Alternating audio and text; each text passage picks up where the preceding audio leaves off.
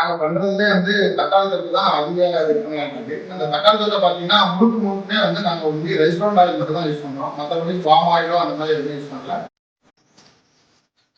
யூஸ்வலாகவே தக்காளினாலே வந்து ஒரு டேங்கி டேஸ்ட் இருக்கும். அது நிறைய பேருக்கு ஆக்சுவலி இது பிடிக்கும்ல. இதில் நம்ம அதுக்கேற்ற மாதிரி பெருங்காய பொடி, மஞ்சள் பொடி, கடுகு பொடி, வெந்தய பொடி இதெல்லாம் நம்ம ஆட் பண்ணும்போது அந்த அளவுக்கு வந்து ரொம்ப பிடிப்பாங்கன்னு தெரியாது.